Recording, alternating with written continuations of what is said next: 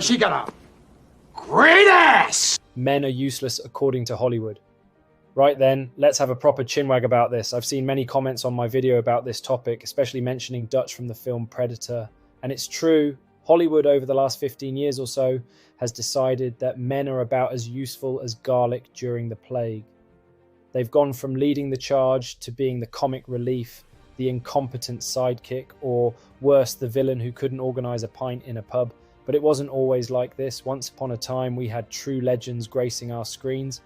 I don't mean today's crop of muscly blokes who look like they spend more time moisturising than saving the day. I mean the giants. Take Al Pacino and Robert De Niro, for instance. These men didn't just act, they lived their roles. De Niro in Taxi Driver, that unhinged monologue alone is a masterclass. Pacino in The Godfather, the transformation from reluctant family man to ruthless mob boss was pure genius. And then there's Clint Eastwood. Whether he was squinting into the sun in a Sergio Leone western or growling at punks in Dirty Harry, Clint was the epitome of cool. He wasn't flashy or verbose. He let his actions and his fists do the talking. Of course, we can't forget James Bond, the ultimate gentleman spy. Bond wasn't just a bloke in a tuxedo, he was a cultural icon. He drank martinis, bedded glamorous women, and saved the world with gadgets that would make Q proud. He wasn't apologising for his charm or his bravado, he owned it. And you know what? Men and women loved him as a character because there's nothing wrong with being desirable to the ladies. Let's be real, women loved James Bond too. We also had war heroes, those stoic men who stormed the beaches, piloted Spitfires and stared death in the face with a stiff upper lip. Films like The Great Escape and Saving Private Ryan gave us characters who were brave, flawed, and utterly captivating. A lot of these films were based on true events and should be celebrated. Fast forward to the action-packed 1980s and 90s. Arnold Schwarzenegger and Sylvester Stallone redefined the word hero. Arnold could swing a sword in Conan the Barbarian, mow down entire armies in Commando, or terminate cyborgs with an Austrian accent. Stallone's Rocky Balboa wasn't just a boxer, he was a symbol of perseverance. And then there was Rambo, who made surviving against all odds look like a walk in the park. These characters weren't about subtlety or realism, they were larger than life, embodying courage, strength and determination. They were an escape, little boys wanted to be them, and we all thought it was cool and great to watch. Who doesn't love a great action film? But let's not forget the ladies. Some of the most compelling characters ever written were women, and they didn't need to overshadow the men to shine. Take Sarah Connor from The Terminator.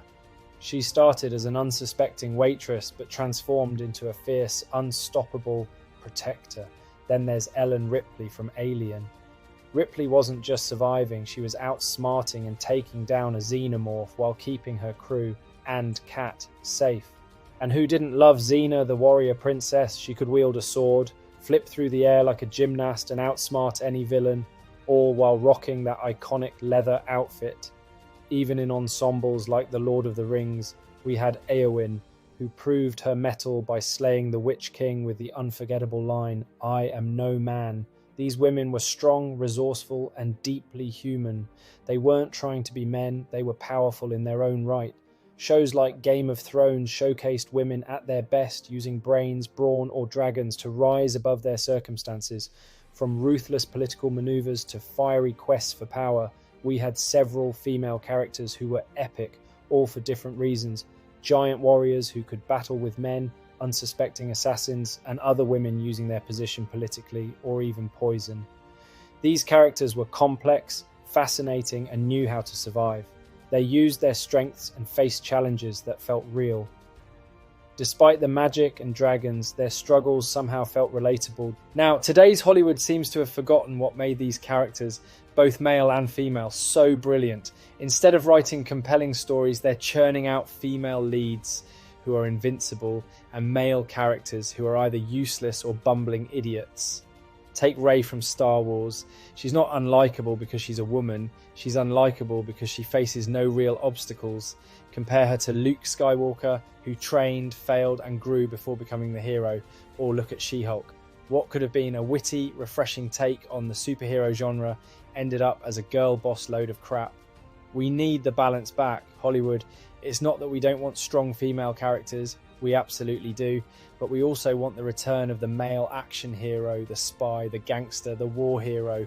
There's room for both. Bring back the men who save the day, get the girl and blow up a building or two while cracking a cheesy one-liner. And while you're at it, give us women who are strong, flawed and brilliantly written, not caricatures or one-dimensional power fantasies. Cinema thrives on diversity, not just in casting, but in storytelling.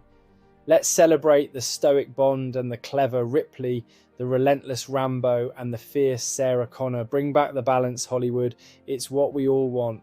Now, if you'll excuse me, I've got a James Bond marathon to catch up on. If you enjoyed the video, like, subscribe, and let's hope for better films ahead in 2025.